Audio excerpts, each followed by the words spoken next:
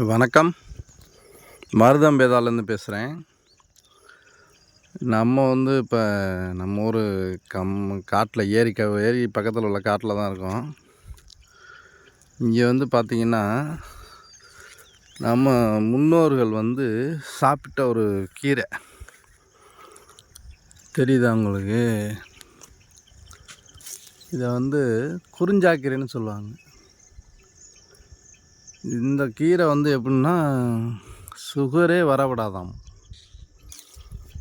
இந்த கீரை இந்த மரம் ஃபுல்லாக கிடக்கு, சுகரே வரவிடாதாம்மா. அவ்வளோ பெரிய சக்தி வாய்ந்த கீரை இது. இதை நான் சின்ன பிள்ளையாக இருக்கிறதெல்லாம் நான் சாப்பிட்ருக்கேன். இதை நம்ம அடியோடவே மறந்துட்டோம். இப்போ யாருமே சாப்பிட்றது கிடையாது.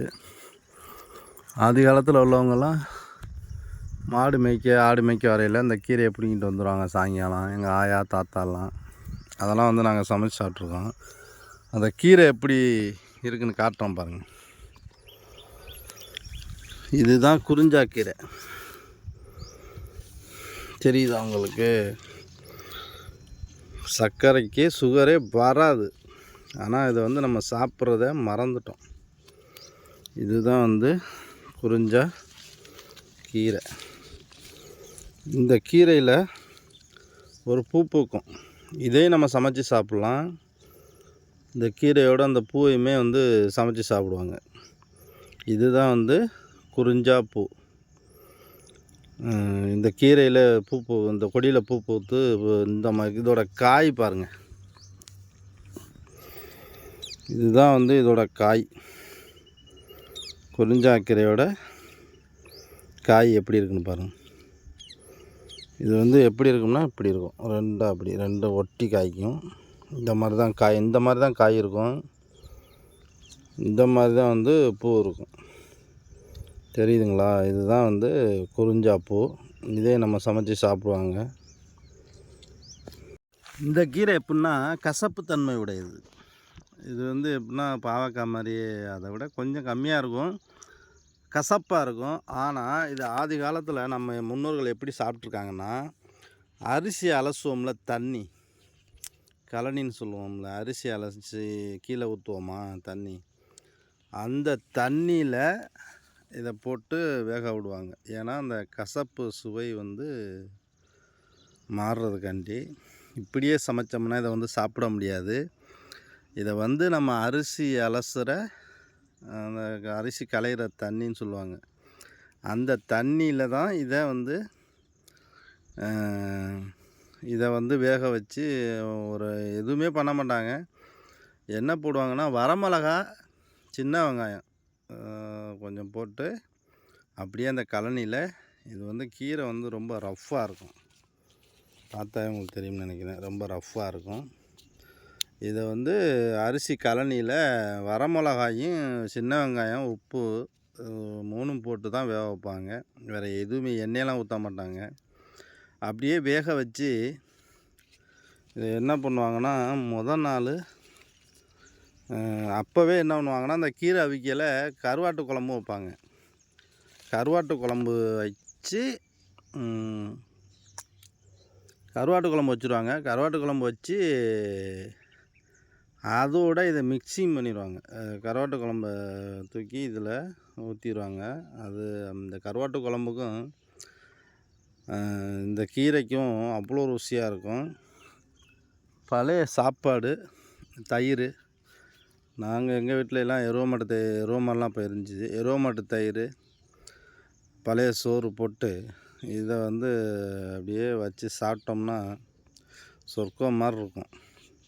இப்போலாம் சாப்பிட்றத விட்டுட்டோம், இதெல்லாம் மறந்துட்டோம். எனக்கு என்னமோ இன்றைக்கி ஏரிக்கு வந்தேன், சரி இன்றைக்கி சாப்பிடலாம் அப்படின்னு ஒரு ஆசை. அதனால தான் கொஞ்சம் பிடுங்கியிருக்கேன். இதை எங்கள் பெரியப்பெல்லாம் ஓயாமல் சாப்பிடுவேன். அப்போலாம் நிறையா சாப்பிடுவாங்க எல்லாருமே. எங்கள் பெரியப்பெல்லாம் சொல்லுவார், இன்றைக்கி மக்கள் ஏன் நோய் நொடியோடு திர்றான்னா, அந்த கசப்பு சுவையை நம்ம சாப்பிட மறந்துட்டோம். எங்கள் பெரியப்பா ஒருத்தர் சொல்லுவார், அறுசுவையில் இந்த கசப்பு சுவையை சாப்பிட்றதுக்கு நம்ம அடியோடவே மறந்துட்டோம். இதுதான் நம்ம சுகரு இதெல்லாம் வரக்கூடிய காரணம் என்னென்னு கேட்டிங்கன்னா, கசப்பாக சாப்பிட்றத நம்ம அடியோடவே மறந்துட்டோம். நம்ம உணவு எடுக்கிறதுல நம்ம வந்து அறுசுவையில் வேறு எல்லா சுவையும் எடுத்துக்கிறோம். ஆனால் இந்த கசப்பு சுவையை வந்து நம்ம அடியோடவே விட்டுட்டோம். நம்ம குழந்தைகளுக்கும் கொடுக்குறது கிடையாது. நம்மளும் அதை சாப்பிட்றது கிடையாது. இந்த கசப்பு சுவையை உணவிலேருந்து நம்ம மறந்துட்டோம். அதனால தான் நமக்கு இவ்வளோ இன்றைக்கி வந்து ஹாஸ்பிட்டலு இதெல்லாம் நல்லா பெருகி போச்சு. அப்போ எங்கள் பெரியப்பா சொல்லுவார், நான் சொல்லலை, எங்கள் பெரியப்பா சொல்லுவார், இந்த கசப்பு சுவையை வந்து நம்ம அடிக்கடி உணவில் சேர்த்துக்கிறோன்னு இது யாருக்குமே தெரியறதில்ல. ஆனால் இது வந்து சுகரே வராது. எங்கள் பெரியப்பா ஒருத்தர் இருக்கார், 100 வயசை தாண்டிட்டார். இந்த கீரையெல்லாம் சாப்பிடுவார். அவர் ஆடு வச்சுருக்காரு. ஆடு ஏறி கம்மானடி விரட்டிட்டு போயில இந்த கீரையை சாயங்காலம் பிடிங்கி கொண்டு வந்துடுவார் துண்டில் கட்டி. நானுமே எதுவுமே எடுக்காமல் வந்துட்டேன். அதனால தான் துண்டில் கட்டிக்கிட்டு இருக்கேன். ஆமாம், இன்றைக்கி இந்த கீரையை சாப்பிடுவோம் அப்படின்னு ஒரு ஆசை. ஏன்னா நான் சின்ன வயசில் சாப்பிட்டது. இது அப்படியே வந்து வேக வச்சு அந்த தண்ணியை அப்படியே குடிச்சிட்டோம்னா அவ்வளோ உடம்புக்கு அவ்வளோ ஒரு இதாக இருக்கும். கசப்பாக தான் இருக்கும். ஆனால் ரொம்ப கசப்பாக, பாவக்காய் ரேஞ்சுக்கெலாம் கசக்காது, கொஞ்சம் கசப்பாக இருக்கும், அவ்வளோதான். ஆனால் இது இப்படியே சாப்பிட போதெல்லாம் வேறு குழம்போட மிக்சிங் பண்ணிக்கிறோம். இதுக்கு மிக்சிங்கான குழம்பு வந்து இந்த புளிக்குழம்பு இல்லைன்னா இந்த கருவாட்டு குழம்பு. கருவாட்டு குழம்போட மிக்சிங் பண்ணி அடுத்த நாள்லாம் அப்படியே சுண்டை வச்சு அப்படியே பழைய சோறு தயிர் ஊற்றி எடுத்து அடித்தோம்னா அப்படி இருக்கும். இன்றைக்கி நான் சாப்பிடணும் அப்படின்னு ஒரு ஆசை. அதனால தான் இதை பிடிங்கிட்டு போகிறேன். நம்ம காட்டில் இன்னும் நிறையா வகை கீரை இருக்குது. நான் அடுத்த வீடியோவில் காட்டுறேன். நிறையா வகை கீரை இருக்குது. அடுத்த வீடியோவில் நான் உங்களுக்கு காட்டுறேன் பாருங்கள். சப்போஸ் உங்கள் ஏரியாவில் அந்த கீரை கிடச்சிச்சின்னா விட்டுறாதீங்க. கிடச்சவங்க இதை கண்டிப்பாக சாப்பிடுங்க. குழந்தைகளுக்கும் கொடுத்து பழக்குங்க. சுகரே வராது. எனக்கு தெரிஞ்சு சுகருக்கு நல்ல மெடிசன் நினைக்கிறேன். இது வந்து எங்கள் பெரியப்பாலாம் ஒருத்தர் இருக்கார், இன்னமும் ஆடு மேய்ச்சிட்ருப்பாருன்னு நடவடியாத்துறாரு. சுகர் பிபி எதுவுமே கிடையாது. அவர் பாட்டுக்கு அவரெல்லாம் ஊசியை போட்டதில்லைம்பார். நான்லாம் ஊசியை போட்டதில்லடா, மாத்திரையை முழுங்கினதில்லை அப்படிம்பார். 100 வயசை தாண்டிட்டார், இன்னமும் நல்லா நடந்துகிட்ருக்காரு. ஆமாம், இதை வந்து அதிகப்படியாக யாருக்கும் கிடைச்சா விட வேலியிலலாம் வளரும்னு நினைக்கிறேன். வேலியிலலாம் வளரும், நிறைய இடத்துல பார்த்துருக்கேன். குறிஞ்சாக்கீரை இதில் 2 வகை இருக்குது. இதில் ஒரு விசக்கீரையும் ஒன்று இருக்குது. அதில் வந்து நமக்கு காம்பைக்கு இந்த மாதிரி நம்ம காம்பை கிள்ளுனோம்னா அதில் வந்து பால் வரும். இதில் வந்து பால் வரல பாருங்கள். இதில் பால் வரல. ஆனால் அந்த கீரையை கிள்ளினோன்னே நம்ம ரேசாக பால் வரும். ஆமாம், அது சாப்பிடக்கூடாது. இதில் 2 வகை இருக்குது. அதை பார்த்து சாப்பிடுங்க. நம்ம கீரையை பிடுங்கையில் இந்த மாதிரி நம்ம காம்பை இப்படி காம்பை கிள்ளி பார்த்தோம்னா பால் வந்துச்சுன்னா நம்ம அதை பிடுங்கக்கூடாது. அது வந்து விஷம்னு சொல்லுவாங்க. இதில் நிறையா வகை இருக்குது. அதனால் பிடுங்கையில் அந்த மாதிரி இந்த காம்பை பிடுங்கி இந்த மாதிரி எப்படி நசுக்கி பார்த்தீங்கன்னாவே உங்களுக்கு தெரிஞ்சிடும். பால் வரலைன்னா நம்ம சாப்பிட்லாம். அது பால் வந்துச்சுன்னா அந்த கீரையை நம்ம சாப்பிடக்கூடாது. அது வந்து பால் குறிஞ்சா அப்படின்னு சொல்லுவாங்க. இது குறிஞ்சான்னு சொல்லுவாங்க. இந்த பூ வந்து இந்த கீரையோடய போட்டு வேக வச்சுருவோம். நிறையா இருக்குது, ஆனால் உயரத்தில் இருக்குது, எட்டலை, என்னால் பிடுங்க முடியல.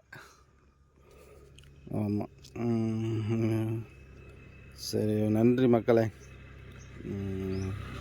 இப்படியும் கொண்டு போய் சமைச்சி சாப்பிட்டு பார்ப்போம் எனக்கு எப்படி இருக்குன்னு. நான் சின்ன வயசில் சாப்பிட்டது, அதுக்கப்புறம் சாப்பிடல. இப்போ போய் நம்ம சாப்பிட்டு பார்ப்போம் இன்றைக்கி. இதோட காய் இந்த இருக்குது பற்றியெல்லாம், இது வந்து எப்படின்னா வெடிச்சிடும், 2ஆக வெடித்து இதிலேருந்து அப்படியே விதை எப்படின்னா, அது விதையில் வந்து ஒரு இது மாதிரி இருக்கும், இறகு மாதிரி.